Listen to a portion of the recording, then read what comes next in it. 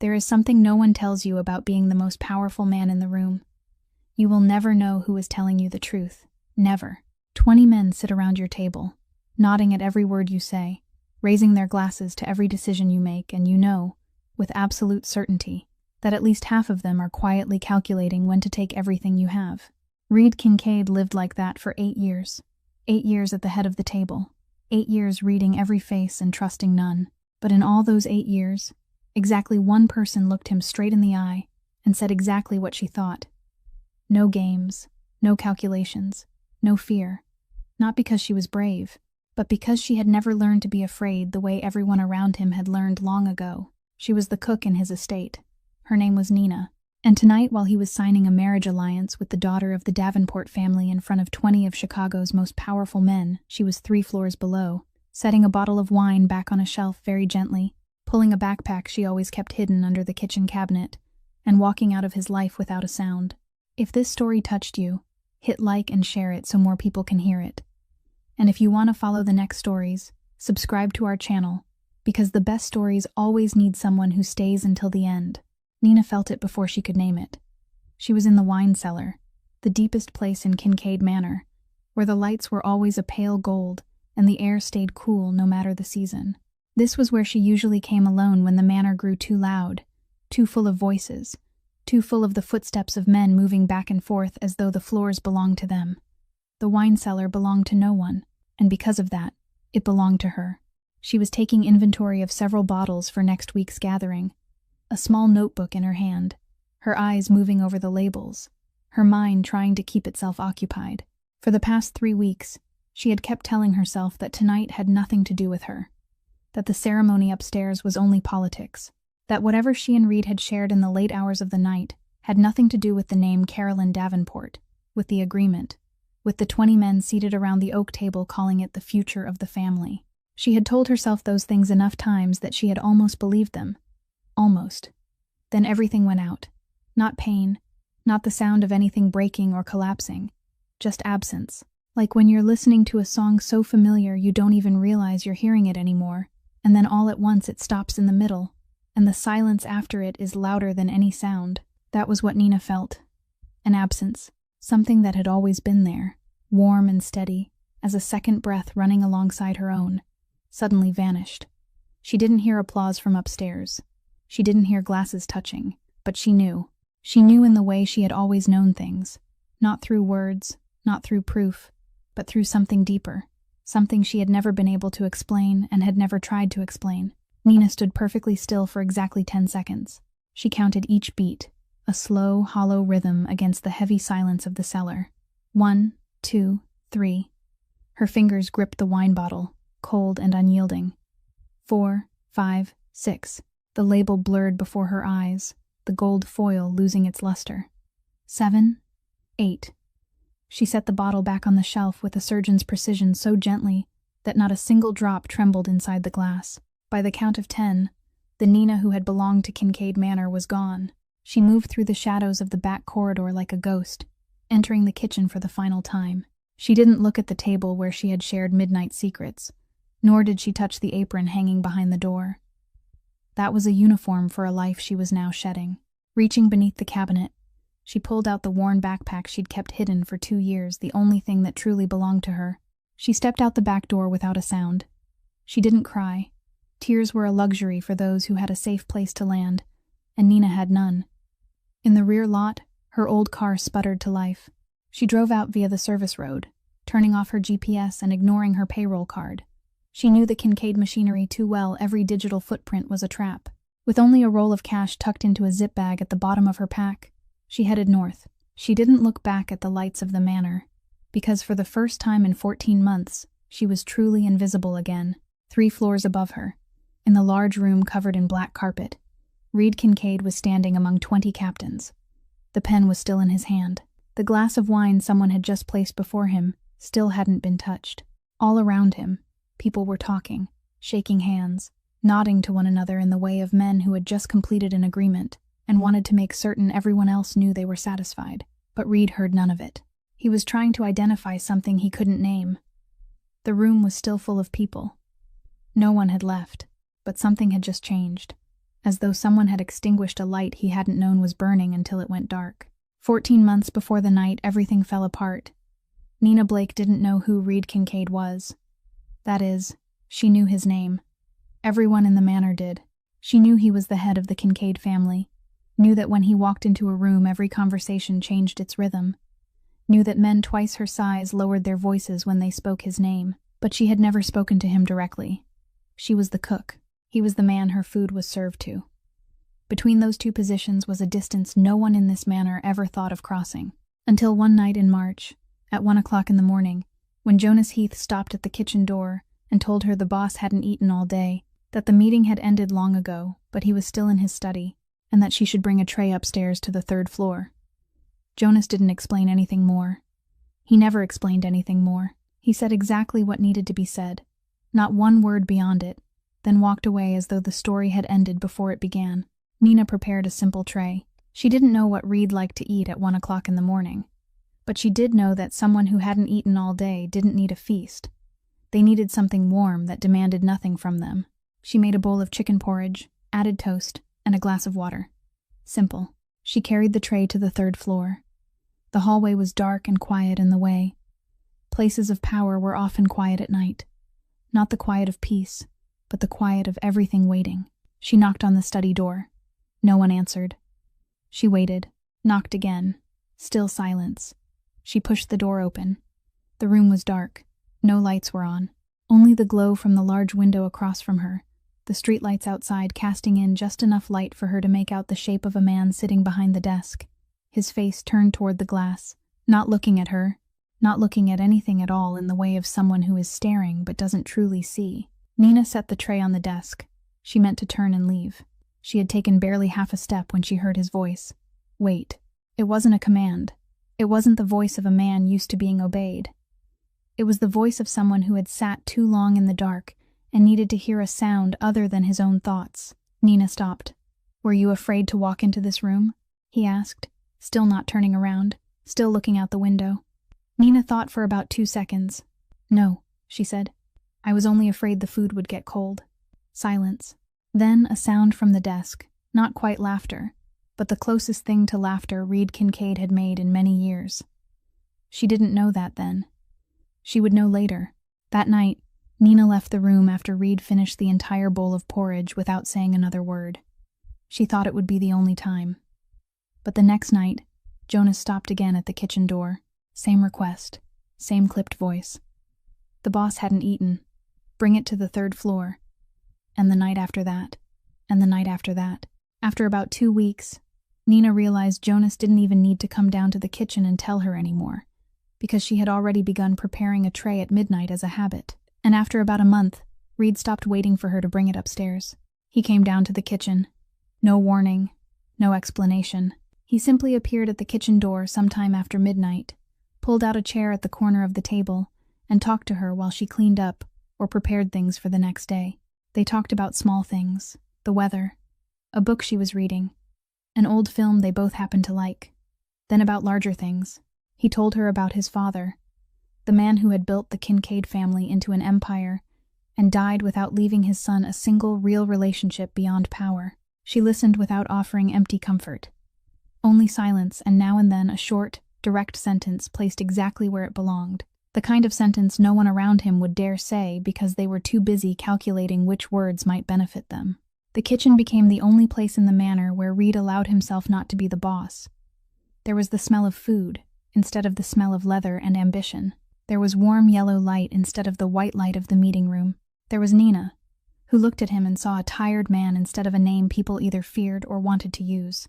6 months after the night of that bowl of chicken porridge, Nina was teaching Reed how to slice onions at 3 o'clock in the morning.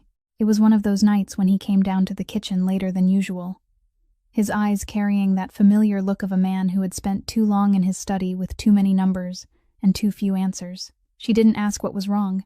She had learned very early that Reed wasn't the kind of man you asked, "Are you all right?" and expected a real answer from.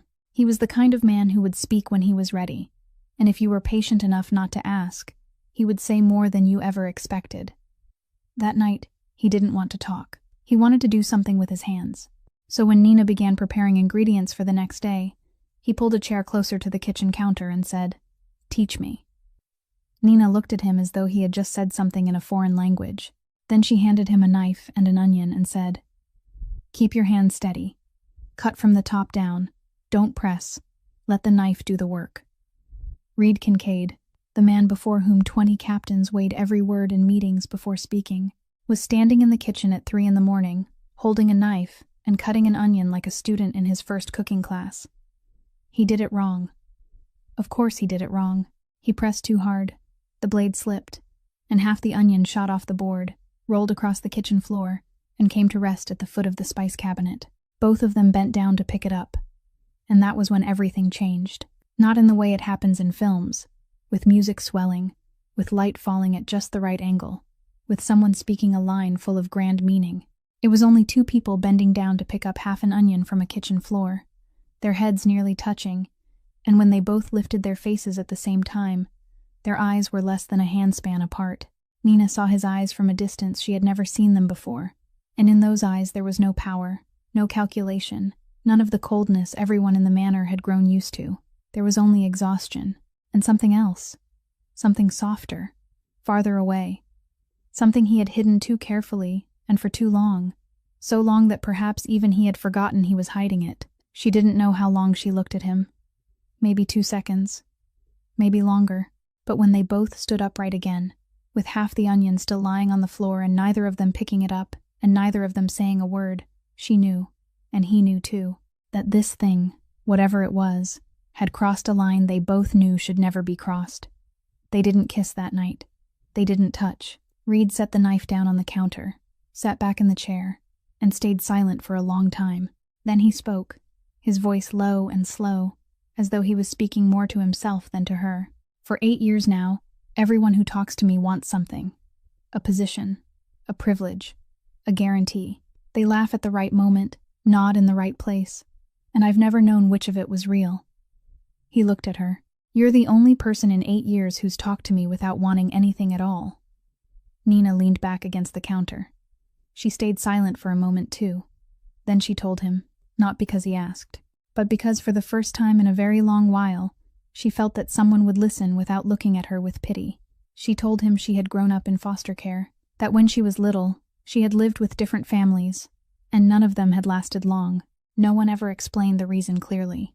She only knew that every time she was moved, the adults looked at her with an expression she couldn't understand. Not hatred, but a kind of unease they couldn't name. The day she turned 18, she left. No plan, no destination. She simply kept going north, day after day, until there was no road left. "How did you know to come here?" Reed asked.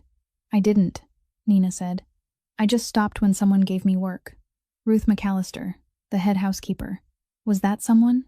The woman who had looked at an 18-year-old girl standing at the manor gate with a backpack and the eyes of someone who had nowhere to return to, and said, 'Kitchen, tomorrow morning. Don't be late.'" Nina had never been late a single day in more than 2 years, and she had never told anyone about Reed either, about the nights in the kitchen, about the way he laughed when no one was watching, about the way he said her name, not like a name, but like a place he wanted to stay. What existed between them had no name, because it wasn't allowed to exist. A cook with no family standing and the boss of the most powerful crime family in Chicago. The Council of Captains, the allied families, the delicate political machinery Reed had to keep balanced every day. Not one of them would ever accept this. Reed knew it. Nina knew it too. "I'll find a way," he told her one late night, his voice calm in the way it always was when he was promising something he truly meant to keep. "I need time, but I'll find a way." Nina believed him. 6 weeks before the night of the signing ceremony, Marshal Pruitt walked into Reed's study without knocking. It was his habit. 28 years of serving the Kincaid family had given him that privilege, or at least he believed it had, and Reed had never corrected him because until that moment, he had never had a reason to. Marshal was the one who had kept everything from collapsing when Reed's father died suddenly and left an empire to a 25-year-old man with no allies, only enemies and a chair everyone wanted to take. Marshal had taught Reed how to read a room, how to keep his voice steady while everything inside was burning, how to turn silence into a weapon stronger than any threat. 8 years. Reed had trusted him for 8 years, and because of that, when Marshal sat down in the chair across from the desk that evening, and began in a voice so calm it was almost gentle. Reed listened. "I know about the cook," Marshall said. No circling, no pretense. He said it the way a man reads a test result, precise, without emotion, as though this information were a number on a spreadsheet, rather than a bomb placed in the middle of the table. Reed didn't react. He had learned not to react a long time ago, but inside his chest, something tightened. "I don't care about your personal life," Marshall continued. "I never have. But there are things the council will care about. A cook with no family standing, no background, no political value, in a close relationship with the head of the family. How do you think 15 captains sitting in that room will view this?" Reed was silent. Marshall was silent too. He was good at that, knowing when to let silence do the work words didn't need to do. Then he placed a sheet of paper on the desk. A list of names. Captains whom, according to Marshall, were ready to support a formal accusation if Reed didn't act. An accusation that Nina Blake had used her position as a cook to gain access to and influence the head of the family, that she was a threat to stability, that she needed to be removed from the manor, and, if necessary, from Chicago. Reed looked at the list. The names Marshall had written weren't the names of weak men. They were men with enough weight to turn a threat into action. And Reed, whether he wanted to admit it or not, knew that in this world, an accusation didn't have to be true to cause damage. It only had to exist long enough. "The Davenport family has proposed an alliance," Marshall said, his voice still even as though reading a quarterly report. "Carolyn Davenport, the eldest daughter, a political marriage, a union between the two largest families in the Great Lakes region. This is the best solution for the family, and also the only way to ensure that your cook isn't brought before the council." He paused. "You have 3 days." Reed wanted to say no. He wanted to stand, look Marshall in the eye, and say that he had no right to decide this. But that is the nature of traps built by someone who understands you. Marshall didn't use power to force Reed. He used Reed's fear. The fear that Nina, who had no family to protect her, no name to shield her, nothing but herself, would be crushed by the machine Reed stood at the head of, but did not fully control. Marshall knew exactly where Reed was most vulnerable, and he set the trap there. Reed didn't tell Nina. He didn't go down to the kitchen that night. Not the next night either. On the third night, he sat alone in his study, looking at the sheet of names, and made the decision he believed would protect the woman he loved. He agreed to sign the agreement with the Davenport family. He chose silence over truth. He thought that if Nina didn't know, she wouldn't be hurt. That distance and ignorance would be a kind of armor he could place around her from afar, that he could keep both things at once, her safety and his secret, without either of them breaking. He was wrong. On the morning of the signing ceremony, at 7:15, Nina's phone vibrated once. A message from Reed's number. She was in the kitchen, preparing ingredients for the evening party as she did every day, flour still clinging to her hands, and she had to wipe them on her apron before picking up the phone. The screen lit up. One line. "You should leave the manor before tonight. It'll be easier for both of us." Nina read that line twice. The first time, her eyes moved over the words so quickly that her mind hadn't yet caught up. The second time, she read it slowly, one word at a time, as though she were translating a language she had once known well and had suddenly forgotten. "It'll be easier for both of us." She didn't reply. There was nothing to reply to. That sentence had already said everything that needed saying and everything that didn't. It said that he had decided. It said that she was the part being cut away. It said that 14 months of late nights in the kitchen, 14 months of conversations she had believed were real, 14 months in which she had allowed herself to believe in something she had sworn never to believe in again, could all be folded into a single text sent at 7 in the morning, without even enough courage to say it to her face. Nina set the phone down. She stood still for about 10 seconds, her eyes fixed on the empty space above the sink. Then, she untied her apron, folded it neatly, and placed it on the kitchen counter. She didn't know that message hadn't been sent by Reed. She didn't know that Tessa Pruitt, Marshall's 24-year-old daughter, had taken Reed's number from the family's internal communication system and typed that message on her father's orders at 6:50 that morning. She knew none of that. She only knew that the man she had trusted had just told her to disappear, and she had heard words like that enough times in her life to know that when someone tells you to leave, you leave. The rest of what happened that day had already happened in the earlier part of the story. The backpack beneath the cabinet, the back door, the old car, northbound, No looking back. But there was one detail Nina told no one, and wouldn't tell for a very long time. Before leaving her room, she stopped at the bed. 3 weeks earlier, Reed had placed a handkerchief on her pillow. Folded inside it was a small note in his handwriting. She had read that note every night before sleep for 3 weeks, and each time she had put it away with care, as though it were the most fragile thing she had ever touched. That morning, when she slung the backpack onto her shoulder and prepared to walk out, her hand reached for the handkerchief on the pillow. She didn't know why she took it. She was angry enough to leave everything behind, but her hand still reached for it, in the way someone sinking in cold water still clings to anything that floats, even while trying to convince herself she doesn't need saving. She slipped the handkerchief into her coat pocket and left. After the signing ceremony, while the 20 captains were still downstairs shaking hands and raising glasses, Reed went up to the 3rd floor, not the 3rd floor where his study was, the back corridor leading to the staff quarters. He pushed open the door to Nina's room. Empty. The bed neatly made, the shelves clean. The folded apron on the small counter in the corner was the only sign that someone had once lived there. And on the pillow, where 3 weeks earlier he had placed the handkerchief with the handwritten note inside, there was nothing.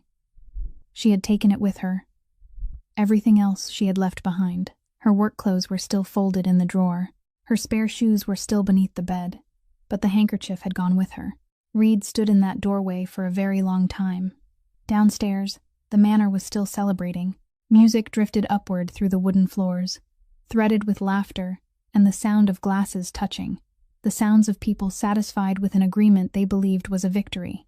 And Reed stood here, looking at an empty pillow, and understood something he wished he had understood 6 weeks earlier. She hadn't left because she hated him. Hate doesn't make you carry away the thing that hurts you. Hate throws the handkerchief in the trash and walks away light. She had taken it because she still held on, still needed it, still couldn't let go. Even while running from the man who had given it to her, she had left because she believed he had looked at her and seen a problem that needed to be solved before the party began. Reed turned, walked straight to Marshall's room in the east wing of the manor. The older man was seated behind his desk, a cup of tea in front of him, wearing the expression of someone who had expected this meeting and had prepared for it. "Where is she?" Reed said from the doorway. Marshall set the tea down without hurry. "She made her choice. It seems she understood the situation more clearly than you thought. I didn't ask what she chose. I asked where she is. I don't know. And frankly, this is what's best for the family, for the Davenport agreement, and for her." Reed looked at Marshall, looked at him for a long time. He didn't shout. He didn't strike the desk. He didn't raise his voice even half a step. And that was the most frightening thing about Reed Kincaid. He was at his quietest when he was farthest from calm. "If I find out you had anything to do with her leaving," Reed said, his voice level and low like water before a storm, "the next conversation we have won't look anything like this one." He turned and walked away. Marshall remained seated with his tea gone cold, his face unchanged, his hands steady. But in his eyes, if anyone had looked closely enough, there was something that looked like calculation beginning all over again. Nina drove north through that entire night and the day that followed. She didn't turn on the radio. She didn't listen to music. She didn't open the window. There was only the sound of the engine and the highway, and the darkness between the streetlights stretching out like the ticking of something slowly running out. She left Chicago at dusk, and by the time the sun rose again, she was already in Wisconsin. She kept going, not because she had a destination, but because stopping meant sitting still, and sitting still meant thinking, and thinking meant feeling, and she wasn't ready for that. The car ran out of gas in the afternoon of the second day, on a deserted forest road in northern Michigan, where the trees on both sides grew so tall they blocked out the sky, and the light filtered through the leaves in broken fragments instead of anything resembling sunlight. The fuel gauge had been blinking for more than 20 minutes, but she hadn't stopped at the last gas station she passed because it had cameras, and she didn't want to leave a trace. The habit of someone who had lived long enough in the world of the Kincaid family to know that cash doesn't leave marks. Bank cards do, and cameras always have someone watching later. She pulled over to the side of the road, turned off the engine, sat in the car for a few minutes longer, both hands still on the steering wheel, staring through the dust-streaked windshield. Then she took her backpack, locked the car, and walked into the forest. The next 2 days passed in the way time passes when you have no schedule, no phone, and no reason to distinguish morning from afternoon except for the shifting light above the canopy. Nina moved. That was what she did best. Move. Put one foot in front of the other, and don't look back. She found a trail that led toward Lake Michigan. She ate the small amount of dry food she had bought at the last gas station before entering Michigan. She slept in short stretches beneath a large tree, her back against the trunk, sleeping in that half-awake state of someone who has never truly slept deeply anywhere, because she has never trusted that wherever she lay was safe. The second night, 3 o'clock in the morning, Nina sat on the shore of Lake Michigan, her feet touching the water.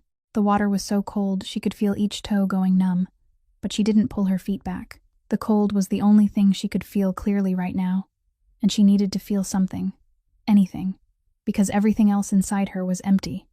Not pain. Pain she knew how to endure. She had endured pain her entire life, and pain at least had shape, had weight, could be held up and examined and named as the thing that made it hard to breathe. What she was feeling now wasn't pain, it was emptiness. The kind of emptiness that comes from someone who has been left behind so many times that she is no longer surprised by it. How many families? How many years without a home? How many times standing at a doorway with a bag on her shoulder watching an adult avoid her eyes because they didn't know how to explain why she couldn't stay? And now, the last person she had allowed herself to trust, the only person in 14 months who had made her think that maybe, just maybe, this time would be different. That person had sent a message at 7 in the morning telling her to disappear before the party. The lake was dark and flat and wide enough that Nina felt small. Not small in the poetic way people like to describe when they stand before nature. Small in the real way, in the way of someone looking out over water with no visible far shore, and realizing that if she disappeared right now, no one in the world would notice she was gone. Her hand slipped into her coat pocket, touched the handkerchief. She gripped it, pulled it out, unfolded it carefully. The note inside was still there, the handwriting slightly smudged at the right corner because she had handled it so many times. She read it. When everything feels too heavy, remember that you are not alone. She hated that sentence. She hated it in this moment. Hated it with everything that was left in the hollow space inside her chest. Hated it because it had once made her believe, because she had read it every night before sleep, and each time it had made her feel a little warmer, a little safer, a little less alone. And now that sentence was only proof that she had been wrong, that she had let a small piece of paper and a voice in a kitchen at midnight convince her that there was a place in this world for her, when there wasn't. She folded the note again, slipped it back into the handkerchief, put it in her pocket. She didn't throw it away. She hated it, but she didn't throw it away. She didn't know why. Maybe habit. Maybe because it was the last thing left of something that had once been real. And even if it wasn't real anymore, she still couldn't let it go. Like someone keeping the key to a house that has already been sold, not because they will return, but because their hand hasn't learned how to live with an empty pocket. Nina sat on the shore of the lake. 3 in the morning, cold water, darkness, and she cried. For the first time in her life, she cried without hiding. Not because she allowed herself to cry, but because there was no one to hide from. On the morning of the 3rd day, Nina was walking along the edge of a shallow stream when she heard footsteps. Not the footsteps of someone moving through the woods in the ordinary way. People who move through the woods ordinarily try to stay quiet, avoiding dry branches, avoiding dead leaves, guided by the instinct of someone who doesn't want to be noticed. These footsteps were different, deliberate, heavy and even and slow, the kind of stride that wanted her to know someone was coming, wanted her to hear, wanted her to be afraid before she saw. Nina stopped. She counted. 1 set of footsteps ahead, slightly to the left, 1 set behind her, farther away, and another, closer, from the opposite bank of the stream. 3 men. They stepped out almost at the same time, not by accident, but in the way of men who had done this many times and knew exactly how to set the formation. 3 men. Strangers who operated in the region, the kind who existed in forests far from town for reasons ordinary people didn't want to know. The one in front was half a head taller than the other 2, broad-shouldered, walking with the slow ease of a man who had never hurried because he had never needed to. He looked at Nina and smiled. There was no warmth in it. The kind of smile she had seen enough times in her life to know it wasn't a greeting. It was a declaration. And what came after it was usually not something you wanted to stay and witness. "Lost, sweetheart?" he said, drawing out the last word as though the question were only the shell and something else entirely lay inside it. Nina didn't run. She wanted to. Everything in her body was screaming that she should turn and run. But she didn't. not because of courage. Nina had never confused courage with instinct. She stood still because she had lived long enough and had been in enough unsafe places to know one very simple thing. Running turns you into prey. Standing still at least leaves you an unknown, and an unknown is always more dangerous than prey in the eyes of a hunter. She stood straight, looked directly into the leader's eyes, said nothing. The other two men began to move, splitting to either side, narrowing the distance in the practiced way of men who had rehearsed this before, and Nina understood with a cold clarity that she had about 30 seconds before this situation moved beyond anything she could control.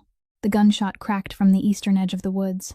A single shot, sharp and solid, echoing through the trees and rebounding off the surface of the stream, loudly enough to send every bird within 100 yards into the air at once. The three men froze. Nina froze too, but her eyes had already turned toward the sound. A man stepped out from the trees, tall, lean, white-haired, about 70 years old, yet moving with the precision of someone who had used his body as a tool for many decades. He held a hunting rifle with absolute calm, the kind of hold of a man who had carried one so long it had become a natural extension of his arm. The barrel pointed toward the sky. He wasn't aiming at anyone. He didn't need to aim at anyone. He looked at the three men standing in front of Nina and said one sentence. Only one. His voice was even, not raised, not threatening, the voice of a man stating information rather than giving an order. But it was the kind of voice that two of the three men recognized immediately. The kind of voice that had once spoken at tables they would never have had the standing to enter. The kind of voice you hear only once in your life, and that one time is enough to teach you there are people in this world you don't test. The leader stood still for about 5 seconds, his eyes on the white-haired man, then back on Nina, then back on him. That second look lasted longer than the first. Then he nodded once, the smallest nod, the kind given by a man calculating very fast, and arriving at the conclusion that the prize wasn't worth the cost. He turned away. The other two followed. Within 30 seconds, the forest was quiet again, as though nothing had happened. The white-haired man lowered the barrel, rested it on his shoulder, and looked at Nina. "You've come a long way from anywhere safe," he said. His voice was calm, not judgmental, as though he were commenting on the weather. "I know," Nina said, and she was surprised her voice didn't shake. He looked at her a moment longer. In his eyes there was something Nina couldn't read at first. Not pity, not curiosity, but something like recognition, as though he were looking at something he had searched for a very long time, or had once seen in someone else many years ago. "I'm Walt Grayson," he said. "I live about 20 minutes from here on foot. You need a proper meal and sleep under a roof." He didn't ask her name, didn't ask where she had come from, didn't ask why she was alone in the middle of the woods. He only turned and started walking, with the easy certainty of a man who believed that if she was smart enough not to run when faced with 3 strangers, then she was smart enough to follow the man who had just saved her. Nina followed. Walt's house was small, set by the lake. The kind of house people build when they don't need to impress anyone, and only need a place to exist without being touched by the outside world. He fed her. Hot porridge, bread, clean water from a filter pitcher. He said nothing through the entire meal, only sat across from her with his tea and waited, with the patience of someone who had lived long enough to know that important conversations should never begin while a person is hungry. When Nina finished eating, he cleared the dishes and said, his voice still as even as it had been in the woods, "Sleep. There's a small room in the back. Questions can wait until tomorrow." The next morning, Nina woke to the smell of hot tea and the soft crackle of wood burning in the stove. She lay still for a few seconds, looking at the low wooden ceiling, trying to remember where she was. Then everything came back. The manor, the message, the lakeshore, the 3 strangers, the white-haired man. She sat up, and when she stepped into the front room, Walt was already seated at the table with his cup of tea, calm as though he had been sitting there his whole life, and would go on sitting there no matter who came out of the room and back. He placed a cup of tea in front of her without asking whether she wanted one. Then he sat in silence. Nina drank her tea. He drank his.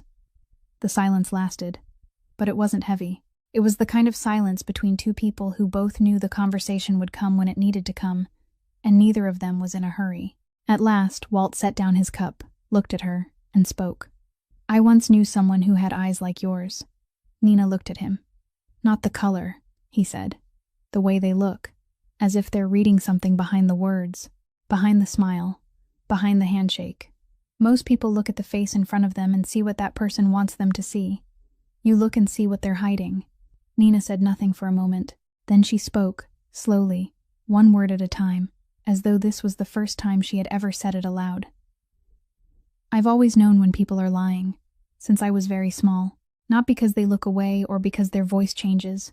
Not the signs people write about in books.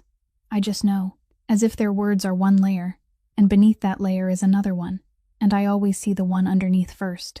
She paused. And emotions. I can feel what people are really feeling even when they're trying to hide it. People smile, and I know they're afraid. People stay calm, and I know they're angry. I don't know how to explain it. I just know. Walt nodded slowly. The nod of a man hearing confirmed something he had already guessed but needed to hear in her own voice. The person I once knew was the same way, he said. In the old power circles of Chicago, many decades ago, there was a name for people like you. They were called Ash Eyes. Nina looked at him. It's not supernatural, Walt said, as though he had read the question on her face before she could ask it. It's not magic, not mysticism, not anything except science. It's a form of emotional intuition at an extraordinarily sensitive level. An inborn gift. Rare. Very rare. The brains of people like this process emotional signals from others many times faster and more deeply than ordinary people do. They read micro-expressions, breathing patterns, shifts in tone, body language, all at once, at a level the conscious mind can't keep up with, so it rises as instinct, as if you simply know. He was quiet for a moment. These people used to be the highest advisors. In a world where every agreement is built on promises and every promise may be a lie, a person who can see through a lie is the most valuable thing you can possess. They sat in closed meetings and told the man in charge who was telling the truth, who was performing, who was preparing to betray him. What happened to them? Nina asked, because she knew, in the way she always knew, that this story didn't have a happy ending. What always happens to people who know too much truth, Walt said. The powerful families realize that a person who can read the truth doesn't only read the enemy, they read you too.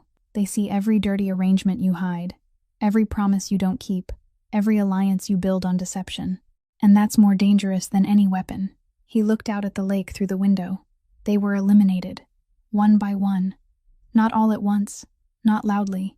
They simply disappeared, little by little, until the name Ash Eyes became something people mentioned only in old stories, like a legend, like something that no longer existed. He turned back to her. But a gene doesn't disappear just because people want it to. It hides. It passes through generations. And once in a very long while, it appears again in a child no one can explain. A child who always knows when adults are lying, who makes every household around her uneasy without anyone understanding why, who grows up feeling as though she sees the world in a kind of light no one else can see. Nina sat very still. She said nothing for a long while.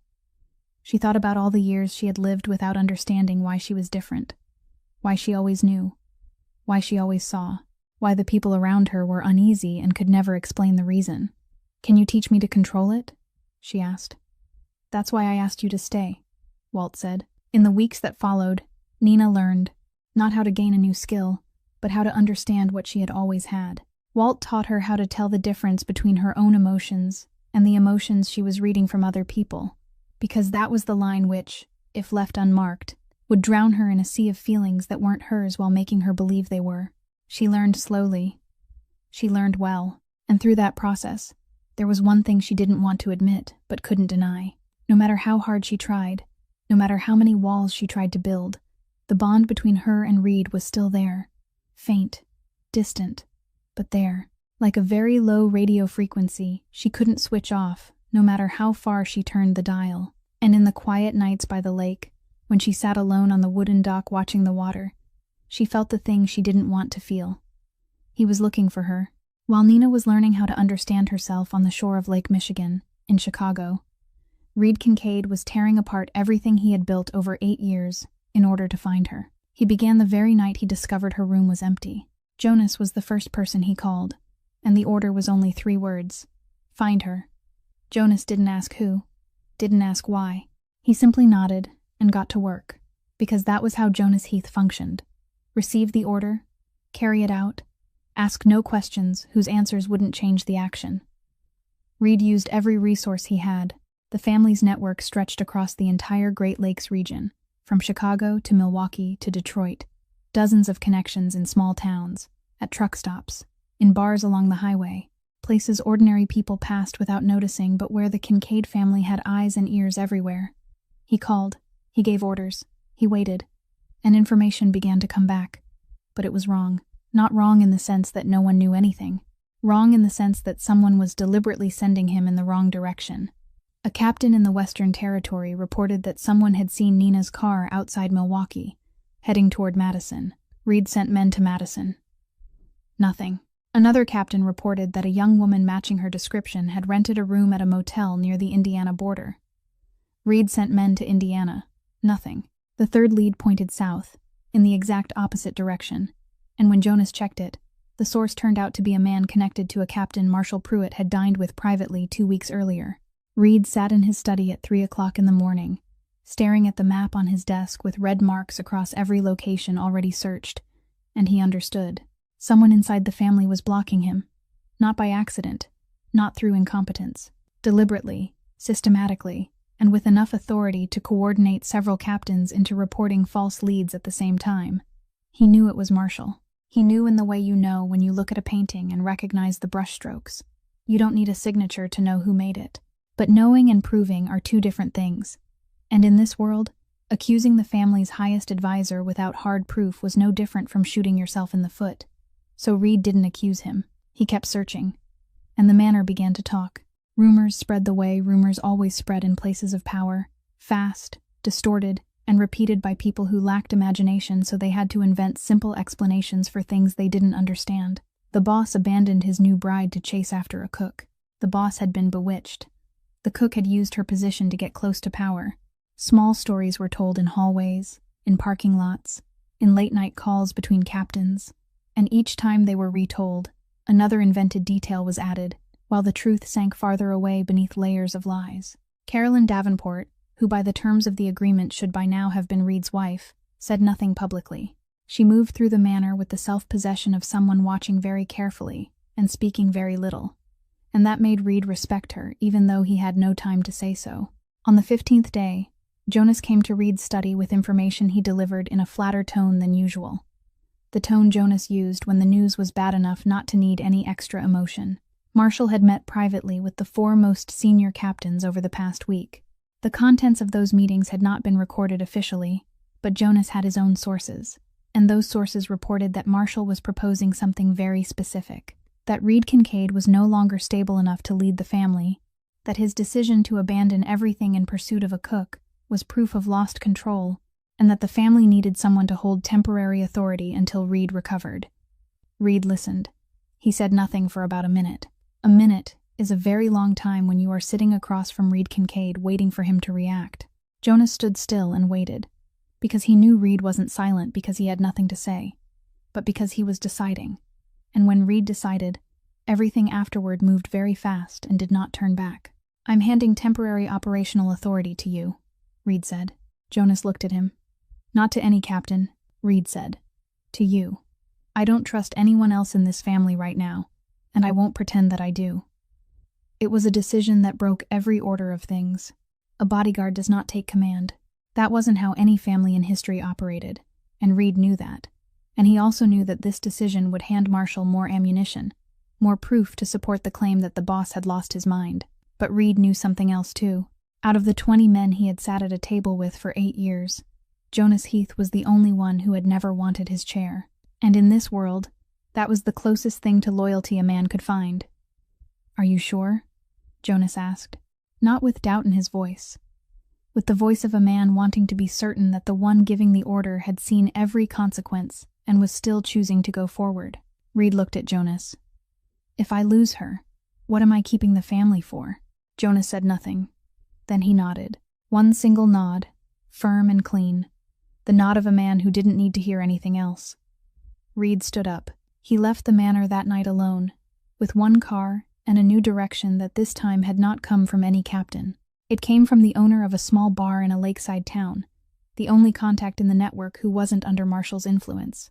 A man who remembered a young, dark-haired woman traveling alone, asking for directions into the northern forest. Reed drove north. This time, he didn't send men ahead. This time, he went alone. While Reed was driving north, at Kincaid Manor, Carolyn Davenport was doing something no one expected from a political bride who had just been abandoned. She was thinking. Carolyn's position in the manor at that moment was something no one could clearly define, including Carolyn herself. She wasn't a wife, because the signing ceremony had been an alliance agreement, not an official wedding, and the groom had disappeared from the manor that very night to chase after a cook. She wasn't a guest, because a guest has the right to leave at any time, and Marshall Pruitt had spoken with her privately on the second day after the signing, in a tone that was polite but unmistakable, telling her that her presence in the manor was necessary to maintain the agreement, that this was only a temporary phase, that Reed would return soon, and everything would proceed according to plan. Carolyn listened, nodded, and didn't believe a word of it. She was a daughter of the Davenport family. She had been raised in a world where every sentence carried two meanings, and every smile had a purpose. She knew when someone was managing her instead of speaking to her, and Marshall Pruitt was managing her. But Carolyn didn't leave. Not because she was being forced, because she wanted to understand. Too many things didn't fit. Reed Kincaid wasn't the kind of man who abandoned everything to run after a girl simply because of attraction. She had met enough powerful men in her life to know the difference between a man who was infatuated and a man who was desperate. Reed wasn't infatuated. Reed was desperate. And that desperation had a shape entirely different from the one the rumors in the manor described. She began to ask questions, not directly, because direct questions in an environment like this only bring you prepared answers. She asked in circles, small questions, questions that seemed harmless, to people she recognized as likely to know more than they were saying. Ruth McAllister, the head housekeeper, was the first. Carolyn asked Ruth about the kitchen staff in a light, social tone, and Ruth answered in a shorter voice than usual, with the kind of clipped interruption used by someone protecting another person, without wanting to make clear whom she was protecting. Carolyn took note. She asked a few other staff members about the kitchen schedule, about who usually worked the late shift, and received evasive answers, paired with averted eyes that showed they knew more, and had been told by someone not to speak. Carolyn took note of that too. She assembled the pieces, one small piece at a time, like putting together a picture when all you have is the outer edge and have to guess the center. And the picture that began to emerge looked entirely different from the version her family had been shown before she came to Chicago. One morning, around the 12th day after the signing, Carolyn encountered Jonas Heath in the hallway of the East Wing. Jonas was walking quickly, with the stride of a man who had things to do and no time for polite conversation. Carolyn stopped him with a single sentence, spoken plainly and without detour, because she had already assembled enough pieces to know that detouring with Jonas Heath was a waste of time for both of them. Marshall knew about the cook before I came here, didn't he? Jonas looked at her. He didn't look at her the way most of the men in the manor looked at her, meaning they looked at a political bride, at a Davenport daughter, at a position instead of a person. Jonas looked at her the way he looked at everything, with quick, accurate judgment and honesty inside his silence. That's not something I can confirm or deny, he said. Then it's true, Carolyn said. Jonas didn't answer. He didn't deny it a second time either. And sometimes, the absence of a denial is the clearest confirmation you can receive. Carolyn turned and went back to her room. She closed the door, sat down in the chair by the window, and she sat there for a very long time, looking out across the manor grounds without truly seeing, because what she was looking at was inside her head, not outside the glass. Marshall knew, before the marriage agreement was proposed, before she flew from the East Coast to Chicago, before she stood in the great black carpeted room and smiled at 20 men she had never met, and nodded toward a life she had been told was an honor. Marshall knew, and he still let her come, still staged all of it, still placed her in the role of political bride to a man who was in love with someone else, not because he didn't care about her, but because whether she mattered or not had never been part of his equation. Carolyn Davenport sat in her room and said nothing. It was the silence of someone who had been patient long enough, had been polite long enough, had played the obedient bride long enough, and had decided that the time for patience was over. On the 21st day, Reed pulled the car over in the last town before the forest along Lake Michigan. The town was so small it had only one gas station, one grocery store, and one bar, whose owner was the man who had given Reed the only trustworthy lead he had received in 3 weeks. Jonas sat in the passenger seat, silent in the way. Jonas was always silent when he knew Reed was about to say something he wasn't going to like. Reed turned off the engine, sat still for a moment, then said, "From here, I go alone." Jonas didn't react at once. He stared through the windshield at the dark tree line ahead, then turned to look at Reed with a flat expression, though his eyes were saying a great deal. "If she sees a convoy of my men coming," Reed said, "she'll keep running. She isn't afraid of me. She's afraid of everything that comes with me. The black cars, the bodyguards, the shadow of the family. She ran from those things, and if I bring them with me, I'm only proving she was right to run." He opened the car door, left his phone on the dashboard, pulled the key from the ignition and placed it in Jonas's hand. "Hold the family for me. If Marshall makes a move, you decide. I trust you." Jonas took the key, looked at it, then watched Reed step out of the car, with no heavy coat, no luggage, nothing except the clothes he was wearing and shoes that had never been designed for walking through a forest. And for the first time in many years, Jonas Heath almost said something outside the boundaries of duty. Almost. But he didn't. He only watched Reed walk into the tree line and disappear, then remained alone in the car with the boss's phone on the dashboard and the feeling that the world had just tilted a few degrees in a direction no one had predicted. Reed walked. The first day wasn't bad. He followed the trail the bar owner had pointed out, heading north along the lake, through alternating stretches of sparse woods and dense forest. He didn't know where to find Nina. He only knew she had gone this way, and of all the things he had right now, that was the only one. On the second day, he lost the trail. The forest thickened. The light grew thinner. His shoes weren't made for the terrain, and began rubbing his heels raw until every step reminded him that he didn't belong in this place. Reed Kincaid, the man before whom 20 captains bowed their heads, the man whose phone call could shake the entire Great Lakes region, was walking alone in the woods with blistered feet and no idea where he was going. And for the first time in 8 years, he wasn't the boss. He wasn't the head of the table. He wasn't the name people feared or wanted to use. He was only a man searching for the woman he had lost, on his own feet, with nothing else. Walt Grayson saw Reed before Reed saw Walt. He had been watching since Reed entered the lake region.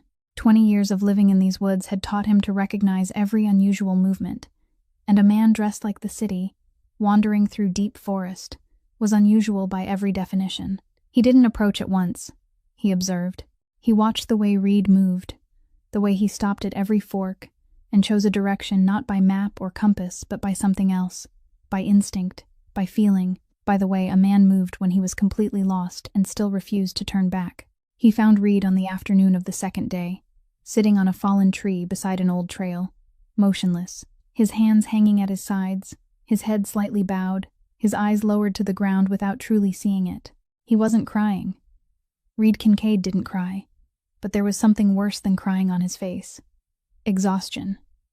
Not the exhaustion of a man who had walked too far, the exhaustion of a man who had carried something too heavy for too many years, and had just set down the last thing that had kept him standing, and now there was nothing left to carry, so his body no longer knew what to do with 2 empty hands.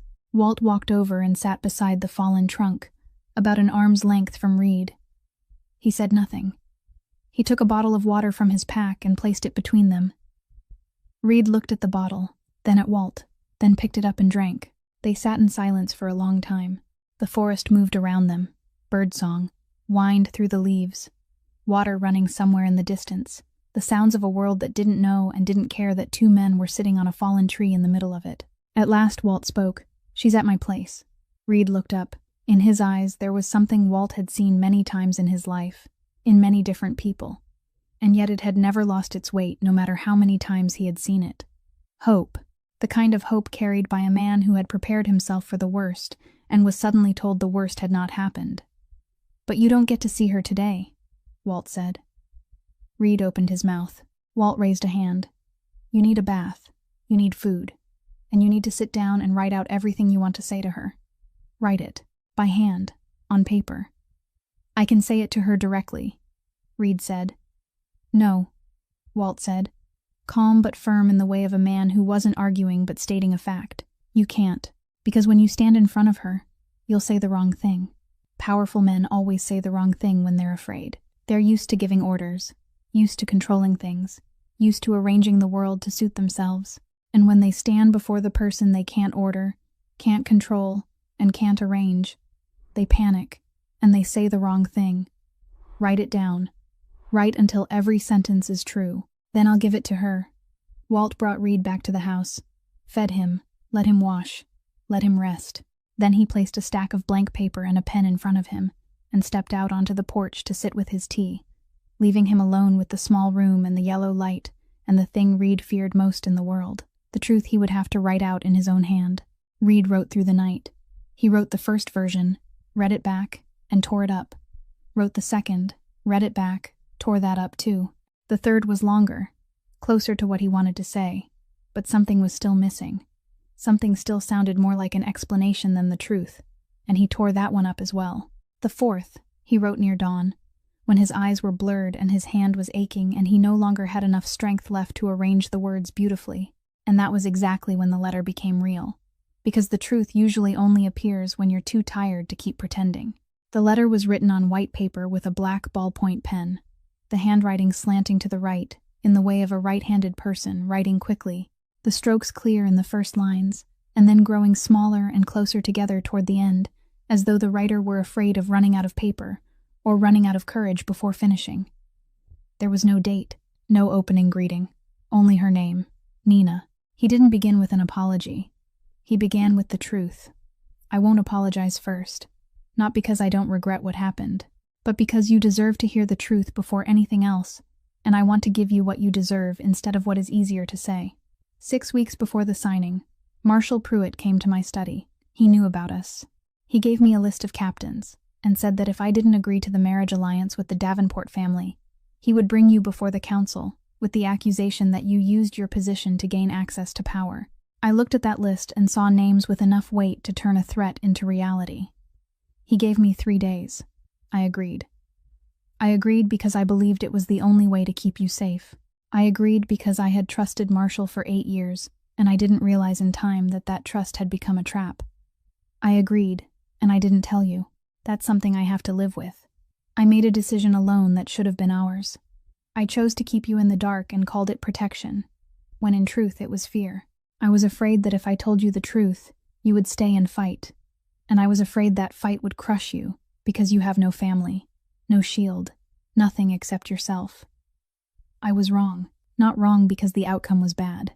Wrong because I looked at you, the person I know better than anyone in this world, and still didn't believe you were strong enough to face the truth with me. That is the greatest disrespect I have ever shown you, and I know it.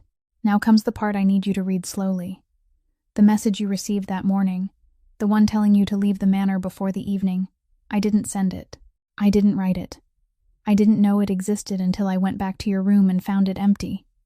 Tessa Pruitt, Marshall's daughter, sent it from my phone. He arranged it. He knew that if you believed I told you to go, you would go, because you trust me. And he used that trust to push you out of my life before I realized what he had done. You left because you thought I chose convenience over you. You thought I looked at you and saw a problem that needed to be solved before the party. I need you to know that isn't the truth. It has never been the truth. Not for a single second in 14 months have I looked at you and seen anything other than the person I wanted to sit beside at 3 a.m. in a kitchen that smelled like food, instead of the world I have to live in, every day. I've been searching for you for 23 days. I've lost your trail, been sent in the wrong direction, been blocked by my own people. I nearly lost the family because Marshall used my absence to push for my removal. I gave operational authority to Jonas, because he's the only one I still trust, and I drove alone to this forest and left the car, left the phone, left everything, because I understand that if you see me arrive with men and power, you'll keep running, because you aren't afraid of me. You're afraid of the shadow I carry. I'm outside Walt's house. I'll wait here. If you want me to leave, I'll leave. If you want me to stay, I'll stay. I won't knock. I won't force this. I've made enough decisions for you. This time, the choice is yours. One more thing. I've spent all this time thinking about how to end this letter. A promise. A vow. Something large enough to make you believe this time will be different. But I don't have any promises I haven't already broken. So I'll give you a small truth, instead of a large promise. You once asked me why I came down to the kitchen that first night. The night Jonas asked you to bring food to my room. I told you it was because I was tired. That was the only time I ever lied to you. I came down because I heard you singing while you were washing dishes. I didn't know the song. I didn't know the words. I only knew it was the first time in 8 years I had heard a sound in that manner that carried no calculation at all. No one trying to impress. No one performing. Just a person singing softly because she thought no one was listening. I wanted to sit near that sound. That's all. Read. Walt gave the letter to Nina in the morning, when the light through the window was still pale gray, and the lake outside was so still it looked like glass. He didn't say anything. He only placed the paper, folded into quarters, on the table in front of her, then took his cup of tea and stepped out onto the porch, closing the door softly behind him, leaving her alone with the small room and the letter. Nina looked at the paper. She didn't pick it up at once. She sat there looking at it for a long time, as though that paper were a door, and she was deciding whether she wanted to know what was on the other side of it. Because once you read, you can't unread. Once you know, you can't go back to not knowing. And Nina, who had spent her entire life building walls between herself and the things capable of hurting her, understood very well that this letter, whatever it said, would break one of those walls. She picked it up, opened it. Read. The first time she read quickly, her eyes running over each line as though searching for one specific word, one specific sentence, something that would tell her at once whether this was real or just another careful kind of explanation, the kind she had grown used to receiving from men who wanted something from her. She folded the letter shut, sat still, then opened it and read it a second time, this time more slowly, sentence by sentence. She read the part about Marshall, and saw the pieces she had felt, but had never fully seen. She had known Marshall disliked her, known it in the way she always knew things, through the layer of feeling beneath words, but she hadn't known the extent of it. She hadn't known he had built an entire trap around Reed, using Reed's own fear of losing her. She read the part about the message, and her breathing stopped for half a second. The message hadn't come from Reed. That line she had read over and over again that morning, the line that had confirmed every fear she had carried all her life, the line she had believed was the final proof that she wasn't meant to stay, hadn't been his. Tessa Pruitt, Reed's phone number. A message designed with perfect precision to strike the oldest wound inside her and make her run. And it had worked. She folded the letter again, opened it, read it a third time. This time she read to the end, and stopped there. You once asked me why I came down to the kitchen that first night. Nina read that part and everything around her became very quiet. Not the quiet of the room, the quiet inside her. The kind of quiet that happens when something touches a place so deep that sound can't reach it. She sang very softly when she washed dishes, almost under her breath. She had done it since childhood, in the kitchens of the families she had lived with, in the late nights when she washed dishes alone and believed no one was listening. It wasn't a secret. It was simply something too private, too small, too entirely hers for anyone ever to notice. No one in 21 years of her life had ever mentioned it, because no one had ever heard it. And Reed had heard, from the very first night. He had heard her singing through the kitchen door, and he had said nothing. Not that night. Not on any of the nights that followed. For 14 months, he had known, and he had kept it to himself, as though that singing were something too fragile to bring into the light. And he had been afraid that if he spoke of it, she would stop singing. Nina didn't need the Ash Eyes gift to know this letter was real. She didn't need to read beneath emotion, didn't need to analyze, didn't need any of the things Walt had taught her in the past weeks, because no one could invent that detail. Not Marshall, who knew everything about the family but didn't know she sang while washing dishes. Not Tessa, who knew Reed's phone number but didn't know Nina existed beyond the role of cook. Only Reed. Only the man who had sat in the darkness on the other side of the kitchen door at 1 o'clock in the morning and listened to a small sound the whole world had missed. Nina folded the letter again. She stood up. She walked to the door, and she stopped. She stood just behind the wooden door, not yet opening it, her right hand lifting and resting against the surface of the wood. Her palm lay there lightly, as though she were touching something alive. On the other side of that door, Reed was standing. He had been standing there since morning, exactly where he had said he would be in the letter, not knocking, not calling, not pressing, and his left hand was resting against the outer side of the door, the same place, the same height. Their hands were separated by 3 inches of oak, and neither of them knew the other had placed a hand in the exact same spot, but both of them had. Nina opened the door. When the door opened, Nina saw Reed, and the first thing she thought was that he looked terrible. Truly terrible. Dark circles under his eyes, stubble grown in unevenly, hair stuck to his forehead, clothes wrinkled like a man who had worn them for days without once thinking of changing. He looked like everything Reed Kincaid would never allow himself to look like in front of anyone. And because of that, he looked more real than he ever had in any moment she had seen him before. Nina didn't say anything in the doorway. She looked at him for about 3 seconds, then turned and walked toward the lake. No invitation, no explanation. She simply went and left it to him to decide whether he would follow. He followed. The old dock sat behind Walt's house, stretching out over the lake for about 5 yards, the boards weathered gray with age. Early morning, the water lay flat as a sheet of pale gray glass. Nina sat down on the edge of the dock, her legs hanging above the surface. Reed sat down beside her, leaving enough space that she wouldn't feel crowded, close enough that she would know he was there. They sat in silence for a long time. The sound of the lake, the sound of birds beginning the morning, the light touch of wind moving across the water. Then Nina spoke, her eyes still on the lake, not on him. I read that message at 7:15 in the morning. I was in the kitchen. My hands were still covered in flour. I had to wipe them on my apron before I could pick up the phone. She paused. It'll be easier for both of us. That's what I read, and I thought, so that's it. 14 months. All those nights. All those times you sat in that kitchen and told me things I thought you'd never told anyone. All of it folded down into one line in a text at 7 in the morning. Not even a call. Not even looking me in the eye and saying it. She turned to look at him. I didn't think you chose Carolyn. I knew it was politics. I understand how your world works. But I thought you looked at me and decided the simplest thing was for me to disappear before everything got complicated. I thought you looked at me and saw a mess that needed to be cleared away before evening. Reed said nothing. He listened. He listened in the way he had learned over 8 years at the head of the table. But this time not for strategy. Not because he was measuring the room, but because what she was saying hurt enough that any word from him now would be the wrong one. And the worst part, Nina said, her voice lower now, slower, wasn't that I thought you'd chosen someone else. The worst part was that I thought you looked at me and saw exactly what everyone else always has. A girl who belongs nowhere. A girl who moves through other people's lives without leaving a mark deep enough for anyone to want to keep. Silence.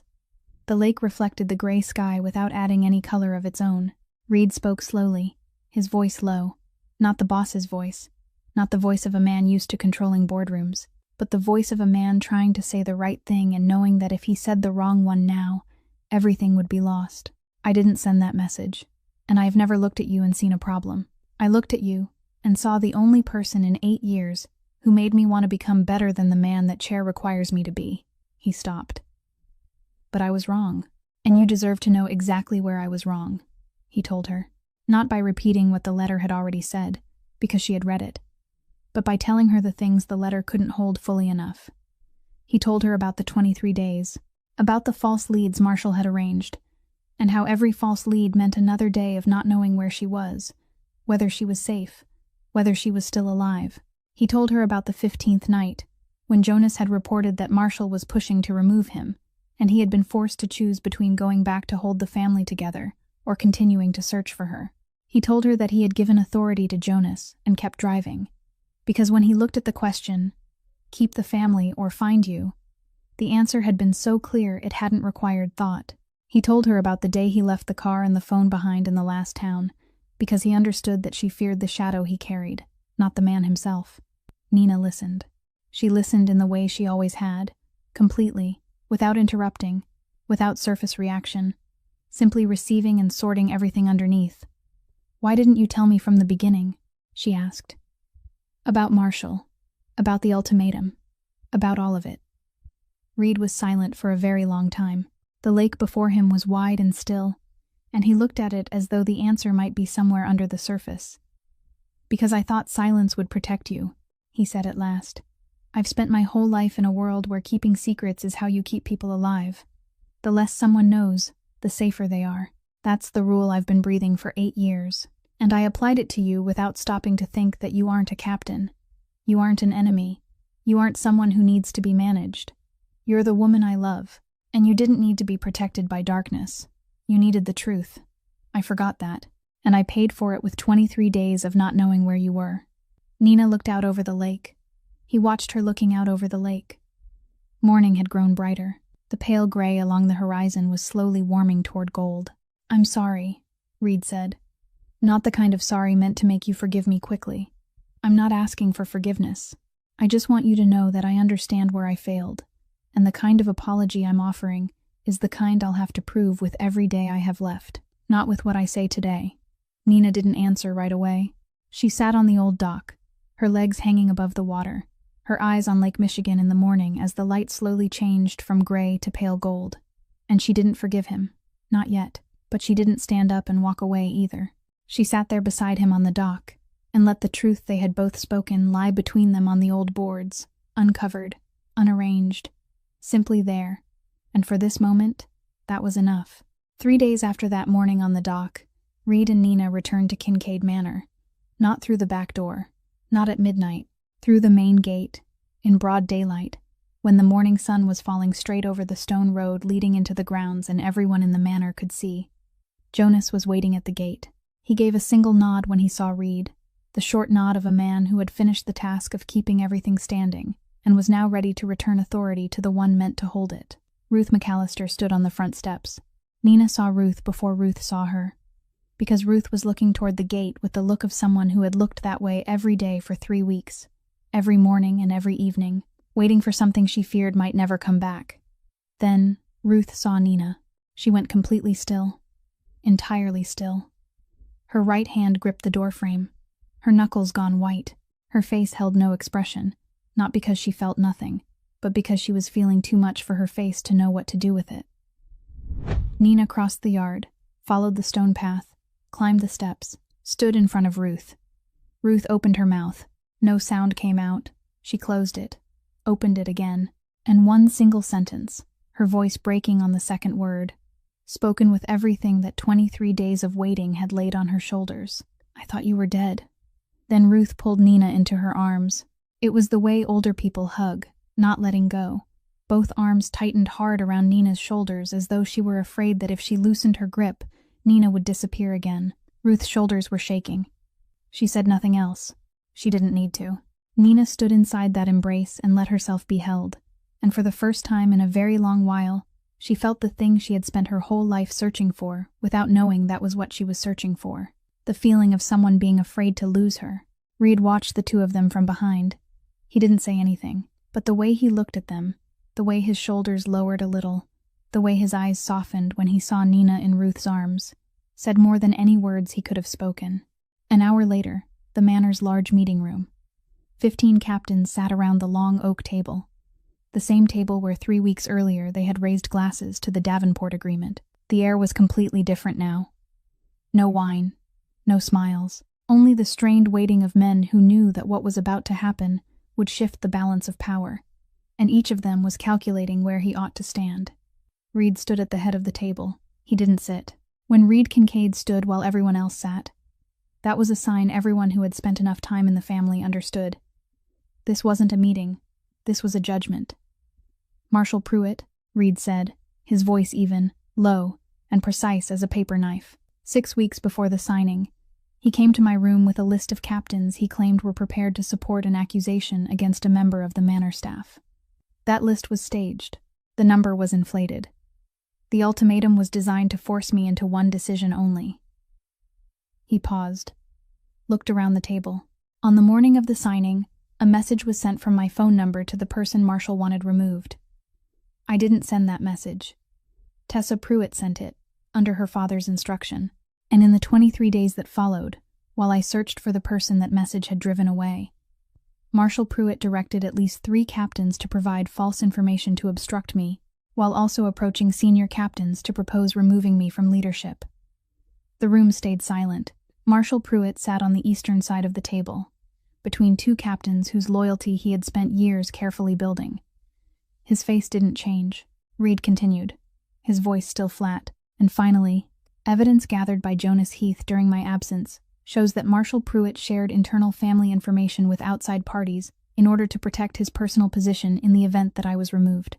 The 2 captains, beside Marshal, looked at each other, then at Marshal, then, slowly, Like two boats drifting away from a dock, they shifted the slightest bit toward the opposite side. They didn't stand. They didn't make declarations. They only leaned. But in this room, a lean was enough.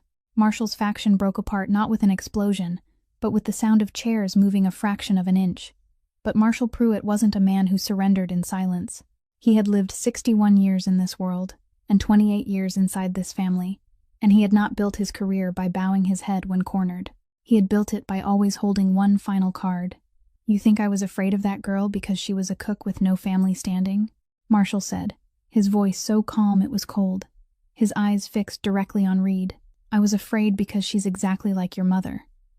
The meeting room, which had already been silent, now went dead still. The kind of silence you feel through your skin instead of your ears. "Your mother had that ability too," Marshall said, each word slow and heavy, like stones set down one by one on the table. "The ability to read people, to see through words, to know who was lying before they'd even finished the sentence.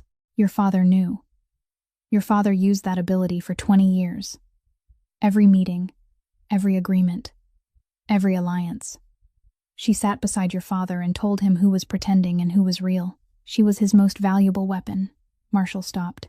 And when he spoke again, his voice changed, only slightly, but enough for Nina, who was standing at the back of the room, to feel what she had learned to read in the weeks by the lake. Not anger, not ambition, but regret. When your mother wanted a life of her own, your father refused to accept it. She stayed in this manner, and little by little lost the will to live, day by day, month by month, until she faded in silence, and no one, not even your father, understood in time that she had been exhausted long before that. Marshall looked at Reed. "I saw it happen. I stood in this manner and watched it happen, and did nothing. And when I saw that girl, saw the way she looked, saw the way you looked at her, I knew what would happen. You would do exactly what your father did. You would keep her. You would use her. And you wouldn't let go until she broke. I drove her away because I didn't want to watch it happen again." The room stayed silent. 15 captains sat motionless. Reed stood at the head of the table, and his face, the face no one in that room had seen lose control in 8 years, was now being held still with everything he had. From the back of the room, Walt Grayson, who had returned to the manor with Reed and Nina, and had stood in silence at the corner throughout the meeting as though he were only a shadow, nodded once. One single nod. And everyone who saw it understood that Marshall Pruitt, however complicated his reasons might have been, had not lied about this. Nina stepped out from the back of the meeting room. She walked between the 2 rows of chairs where the 15 captains sat motionless, through the eyes turned toward her with every kind of expression, all of which she could read, and none of which she cared about at this moment. She went straight to Marshall Pruitt. He had been watching her from the moment she began to move, with the eyes of a man prepared for several different reactions, but not entirely certain which one would come. Nina stopped in front of him. She didn't shout. She didn't cry. She didn't tremble. She spoke in a voice that was level and clear, each word laid down the way someone places stones onto a scale. "You were afraid because you saw his mother in me," she said. "I understand that. You watched a woman like me get kept in this manner until there was nothing left of her. And you didn't want to watch that happen again." She paused. Marshall looked at her, and on his face, for the first time since the meeting began, there was something other than control. Something like waiting, the kind of waiting of a man who knows the next blow is coming and knows he deserves to take it. "But you forgot one thing," Nina said. "His mother was never given a choice. No one asked whether she wanted to stay or wanted to go. No one put the truth in front of her and said, 'This is what is happening. Now choose.'" She looked directly into his eyes. "You didn't give me a choice either. You decided for me. You decided I would be crushed, so you pushed me away before I had the chance to prove you wrong. You did exactly the thing you said you were trying to stop. You and his father are more alike than you think." Marshall Pruitt said nothing. He sat in silence, and that silence wasn't the silence of a man preparing a rebuttal. It was the silence of a man who had just heard a sentence he couldn't deny, couldn't bend, couldn't turn aside with any argument or strategy he had used for 28 years. Because she was right, and he knew it. Reed spoke. His voice returned now to that cold, controlled calm that belonged only to him. The kind of calm everyone in the room knew was the most dangerous kind. "Marshall Pruitt leaves the manor before tomorrow morning." He holds no position in this family from this moment forward. Marshall nodded. One single nod, slow, from a man who had fought his last fight and lost, and was old enough to know that when you lose, you stand up and walk away. You don't stay lying on the floor. Tessa Pruitt, Reed continued, acted under her father's direction. She is 24 years old. She will remain in the manor and work at the lowest level, under supervision, not as punishment, as a chance to understand what this world looks like from the point of view of someone without power. If she learns that, she'll become better than her father. If she doesn't, that's her choice. Tessa Pruitt, seated in the back row, pale as paper, nodded without looking at anyone. That afternoon, Reed called Carolyn's father. Mr. Davenport listened to everything Reed said without interrupting, with the cold patience of a man who had built a family by knowing when to listen and when to speak. When Reed finished, Mr. Davenport was silent for 3 seconds, then said, "My daughter isn't a chess piece, Reed. If you'd treated her properly from the beginning, we wouldn't need this call."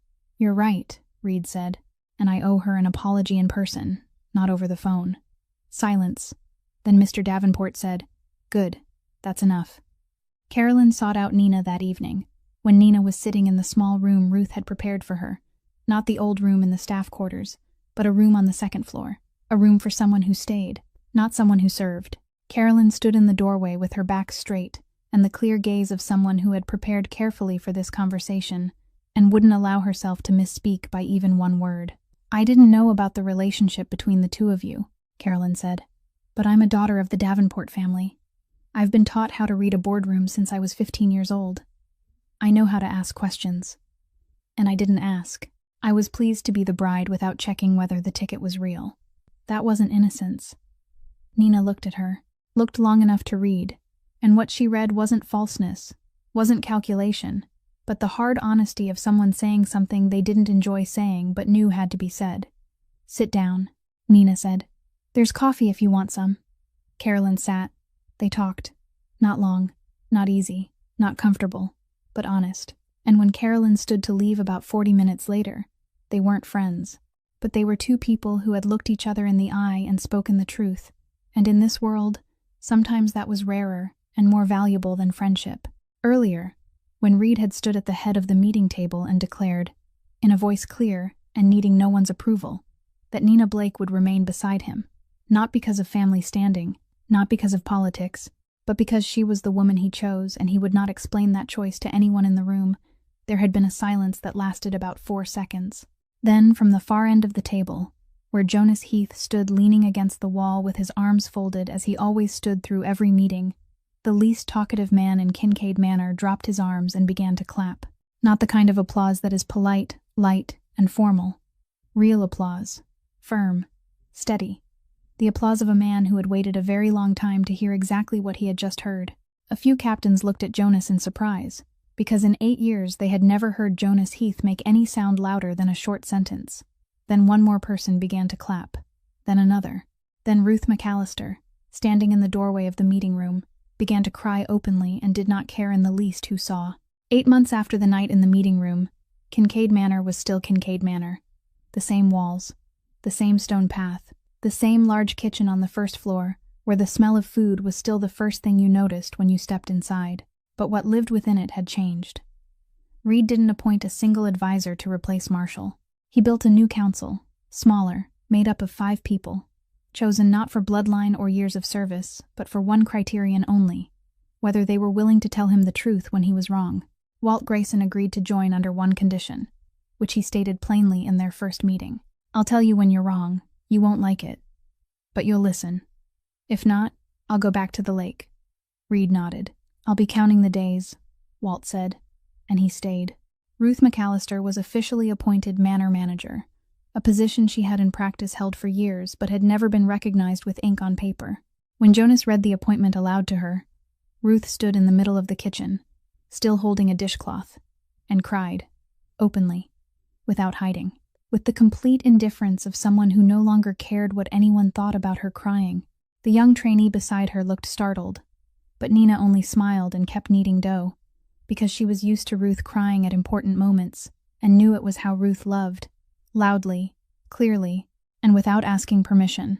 Carolyn Davenport left the manor 3 weeks after the meeting, returning to the East Coast, back to her family. She didn't leave in anger. She left with the clarity of someone who had seen the truth and chosen to walk her own path.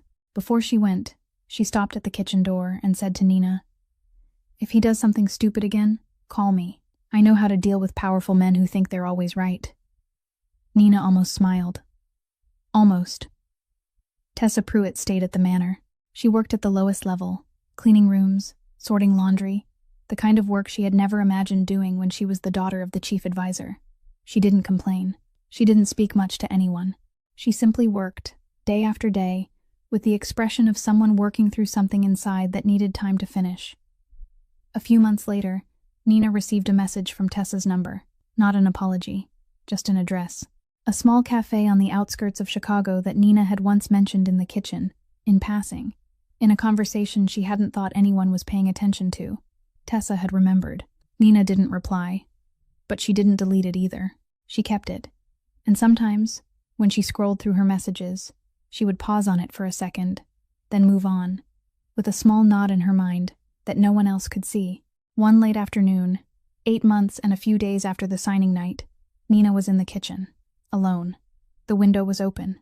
The late light poured in, that thick golden light of summer nearing its end, the kind you only see around 6 in the evening when the sun is low but not yet gone. She was preparing dinner. Her hands moved through the ingredients from memory, without needing to look, without needing to think, the way someone does a thing she has done 1,000 times before.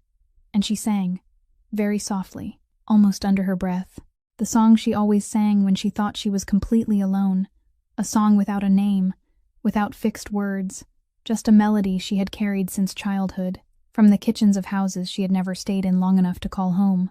She sang because the kitchen was empty, because the window was open, because for the first time in her life, she was standing in a kitchen where she knew she would still be there tomorrow, and the day after, and the day after that. She turned to reach for salt on the shelf behind her, and she saw Reed.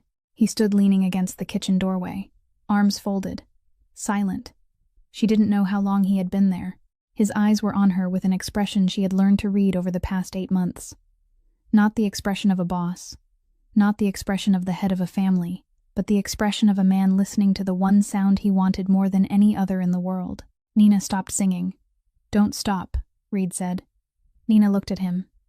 "How long have you been listening?" "Since the first night," Reed said. "I never stopped." Nina said nothing. She looked at him a moment longer. Then she turned back, continued cutting vegetables, and began to sing again.